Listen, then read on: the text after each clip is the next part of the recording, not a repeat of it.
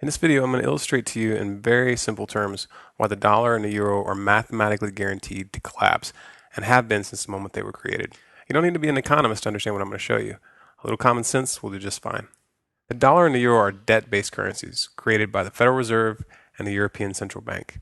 Now, these central banks, while masquerading as public entities, are actually made up of a consortium of the most powerful private banks in the world. When I say that the dollar and the euro are debt-based currencies, what this means is that dollars and euros are loaned into existence. Central banks create money out of thin air by loaning money that does not yet exist to their respective governments. Since the vast majority of money in circulation is now digital, such an operation doesn't even require the printing of physical paper. Money and the debt that accompanies it is simply typed into existence. Now, these privately owned central banks don't just loan out their imaginary money for free. They charge interest. But the money to pay back that interest doesn't yet exist in the system. Since all money is created this way, there's always more total debt plus interest to be paid back than there is money. This forces governments to constantly return to those banks for more loans, which create more money and interest. This is obviously a Ponzi scheme, and like all Ponzi schemes, it can only work for so long.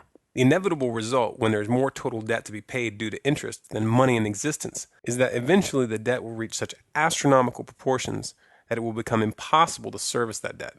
This is why I said that the collapse of the dollar and the euro is a mathematical certainty. It's been guaranteed since the beginning by the very nature of our monetary system. You might ask yourself why anybody in their right mind would set up a system like this that's guaranteed to fail. Well, the answer is simple. For the same reason that any criminal sets up a Ponzi scheme.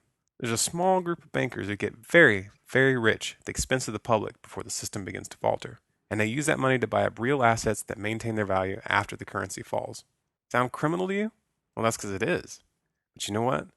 They're going to get away with it if we don't make a concentrated effort right now to educate the public about the true nature of money and the private central banks which are leading us to the slaughter. And if we let them get away with it this time, the next Ponzi scheme is going to be even bigger.